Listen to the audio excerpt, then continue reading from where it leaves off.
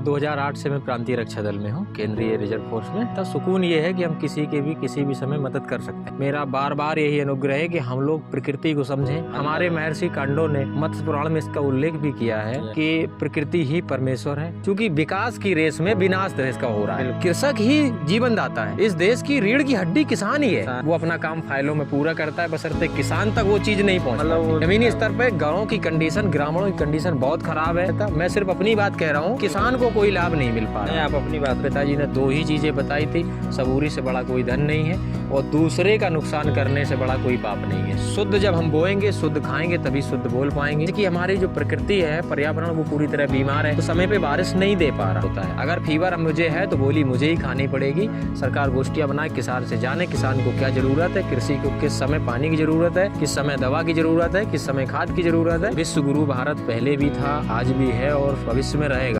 आपका नाम? मेरा नाम स्वामी दीन है। अच्छा, आप बचपन से खेती कर रहे हैं? बचपन से, हाँ, मेरे बचपन से पढ़ाई लिखाई के साथ साथ पिताजी के साथ मिलके खेती बाड़ी का और पेड़ पौधों, बागवानी, पर्यावरण का काम बचपन से ही किया। जब से हमें ज्ञान नहीं था कि पेड़ क्या होते हैं, तब से ये काम कर रहे हैं। अच्छा, आप खेती के साथ साथ जॉब या कोई और बिजनेस भी करते हैं? हाँ, 2008 से मैं प्रांतीय रक्षा दल में हूँ, केंद्रीय रिजर्व फोर्स में। उससे हम लोग उसमें PRD स्वयं सेवक में आते हैं। अच्छा, हालांकि उसमें इतना पैसा नहीं था। सुकून ये है कि हम किसी के भी किसी भी समय मदद कर सकते हैं। अच्छा। केंद्र सरकार की संस्था है, हिंद फौज की शाखा है। अच्छा। जो सुभाष चंद्र नेताजी बोस ने संस्था मतलब उसको स्थापित किया था, बिल्कुल। उसी संस्था से हम लोग। आपकी खेती से गुजर बसर चल जाती है?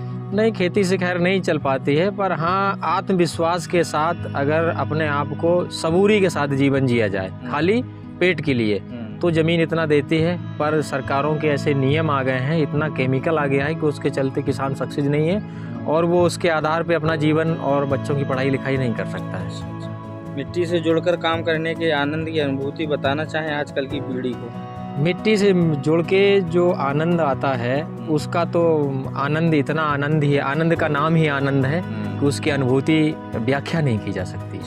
मिट्टी तो बहुत, की पीढ़ी को कुछ दो शब्द तो बताना चाहेंगे कि भाई खेती के बारे में? मेरा तो खैर युवाओं से और भारतवासियों से, सभी देशवासियों से मेरा बार बार यही अनुग्रह है कि हम लोग प्रकृति को समझें, इस भूमि को समझें, जगत जननी माँ को समझें। ये हमें सब कुछ देती है, सब कुछ देती। जीने को जीना सिखाती है, खाना सिखाती है, पीना सिखाती है, सोना सिखाती है।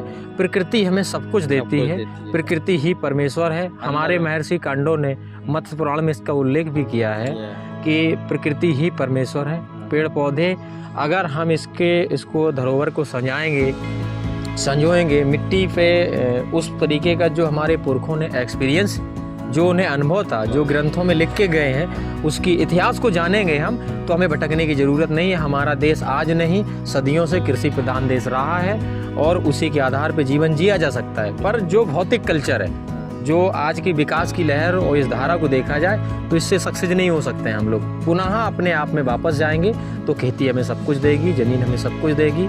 और युवाओं से मेरी बार बार यही प्रार्थना है, सभी लोगों से, कि सबसे ज़्यादा पेड़ पौधों पे ध्यान दिया जाए, खेती पे ध्यान दिया जाए। विकास और फैक्ट्री को और उतना दिमाग न लगाया जाए, क्योंकि विकास की रेस में विनाश देश का हो रहा है। बिल्कुल। तो मेरा बार बार प्रयास यही है युवाओं से, पढ़ लिख के लोग आए, जागरूक बने। पढ़ लिख के लोग किसानी करेंगे तो डेवलप ज़्यादा होंगे। और सरकार से मैंने एक रिक्वेस्ट ये है कि किसानों का जो भौतिक मूल्य है, उसकी मेहनत को देखते हुए उस मूल्य का ध्यान दिया जाए, तो किसान आज भी हमारा जीवित हो जाएगा और पुनः अपनी रेस पे आ जाएगा। क्योंकि कृषक ही जीवन दाता है। इस देश की रीढ़ की हड्डी किसान ही है। लाल बहादुर शास्त्री ने नारा दिया था, जय जवान जय किसान। जय जवान जय किसान का हित तो सरकार ने बखूबी देखा, सब जानते हैं। आप बताइए, आपकी अभी तक सरकार की तरफ से क्या क्या फायदा पहुंचाया गया है? देखो, किसान की जो लाल बहादुर शास्त्री जी ने किया था, उस समय देश की कंडीशन क्या थी, उस समय लोगों की सोच क्या थी, उस समय किस सोच के लोग जीते थे। क्योंकि लोग मोटा खाते थे, मोटा पहनते थे, मोटा कार्य करते थे, मजबूत थे, और उस समय धार्मिक सोच बहुत अच्छी थी। हमारे देश में भाईचारा बहुत अच्छा था। हिंदू, मुस्लिम, सिख, ईसाई आपस में सब भाई भाई। चूँकि हम और हिंदू और मुस्लिम सारे भाई एक ही संतान है, एक ही ईश्वर की संतान है। पर आज का जो कल्चर है, पढ़ लिख के जो किताबी ज्ञान से जो प्राप्त हुआ है लोगों को, उससे भौतिक ज्ञान से भटक गए हैं लोग। आप क्या बोते हैं? कृषि में हम तिल, जौ, और चने, गेहूं, लाही छोटा छोटा बो लेते हैं। हालांकि हमारे पास बड़ी खेती नहीं है, तो हम लोग दूसरों की खेती किराए पे लेके, एग्रीमेंट लेके, बलकट बढ़िया करके इससे गुजर बसर चलती है। पे खेती में कुछ भी बोया जा सकता है और इसमें हर तरीके की फसल बोई जा सकती है। अच्छा, दिन में कितने घंटे काम में लग जाते हैं एक अच्छी पैदावार के लिए? देखिए, किसान की पैदावार के हिसाब से देखा जाए तो उसके कार्य करने का टाइम टेबल नहीं है। किसान 2 बजे रात तक भी काम करता है। किसान कभी कभी 16 मतलब घंटे, कितने घंटे काम लग जाते हैं? रेगुलर किसान ज़्यादातर समय 16 घंटे 17 घंटे काम करता है। अच्छा, किन किन समस्याओं का सामना आजकल के दौर में करना पड़ रहा है? आज के समय में सबसे ज़्यादा समस्याएं, सबसे बड़ी समस्या तो जानवरों की है, जो सरकार उस पर पैसा भी खर्च कर रही है और उसका सही उपयोग नहीं हो पा रहा। दूसरी सबसे बड़ी समस्या हमारे क्षेत्र में जो बुंदेलखंड में, वो पानी की है। क्योंकि खनन इतनी ज़्यादा स्पीड से हो रहा है, उससे जल स्तर डाउन हो रहा है, लाइट समय पे नहीं आ रही, नलकूप नहीं चल पा रहे, नहर समय से नहीं आ रही।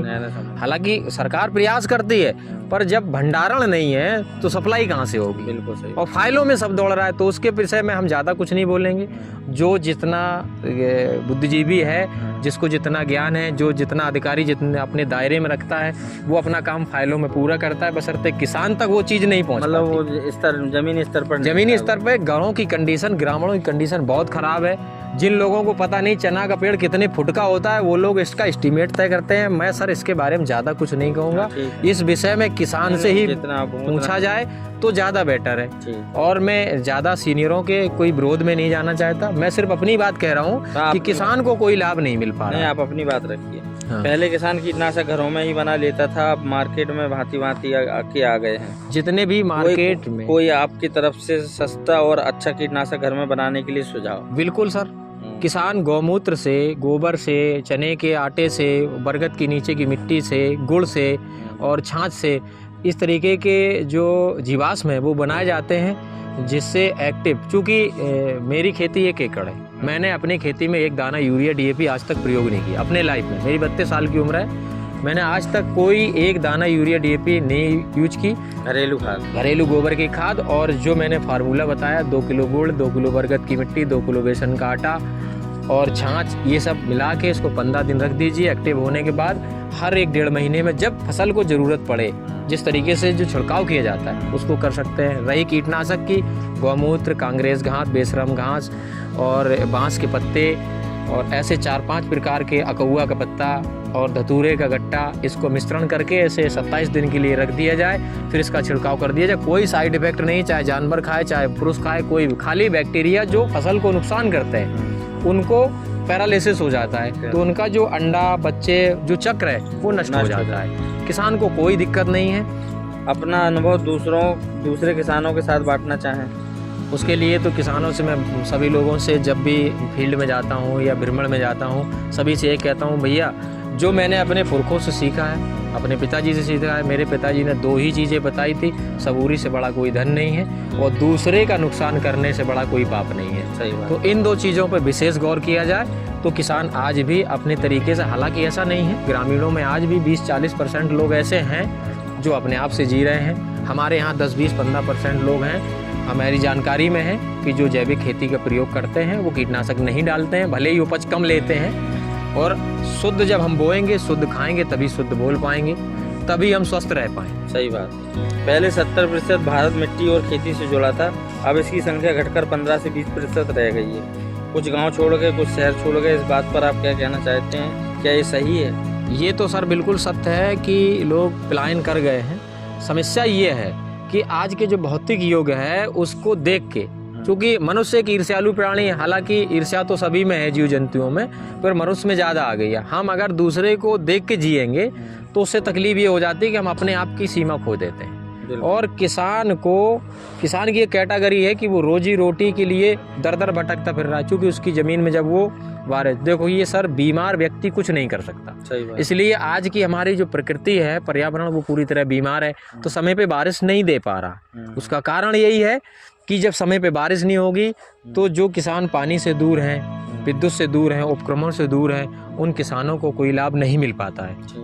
कुदरत भी नहीं देता तो किसान मजबूरन दूसरों की फैक्ट्री में, दूसरे की मजदूरी के लिए। सरकार किसानों के लिए इतनी योजना निकालती रहती है, क्या आपको उन योजनाओं का लाभ मिलता रहता है? सरकार की तो बहुत सारी योजनाएं हैं, पर हमें एक योजना का लाभ मिल रहा है, जो किसान सम्मान निधि है, उसका लाभ मिल रहा है। बकाया और किसी का लाभ नहीं मिल रहा, ना बीमा हो, चाहे फसल बीमा हो, और जितने भी आवास से लेके शौचालय, जितनी आवास भी नहीं मिला? नहीं, ये इस तरीके की कोई सब फॉर्मेलिटियां हैं। इसके लिए हमने जिलाधिकारी स्तर से लगा के, और जहाँ मुख्यमंत्री पोर्टल पे जहाँ शिकायत लिखनी चाहिए और सूचना देनी चाहिए। शिकायत करना एक अलग विषय है, प्रार्थना देना एक अलग विषय है, सूचना देना अलग विषय है। मैंने हर जगह विभाग में जा के प्रार्थना की।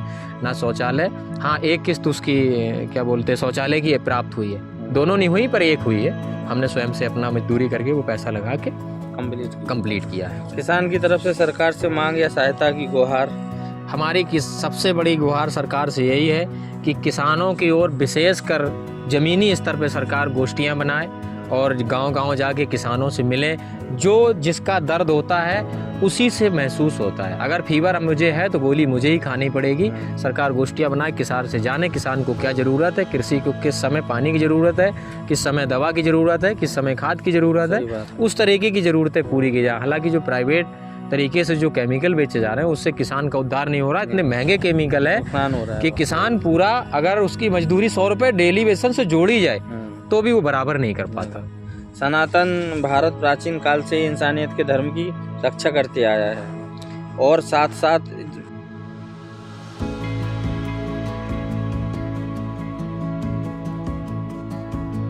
इज्जत करते आया है। आपके अनुसार एक इंसानियत धर्म क्या है? देखिए, हमारा भारत सनातन धर्म संस्कृति का महान ज्ञाता है और विश्व गुरु भारत पहले भी था, आज भी है और भविष्य में रहेगा।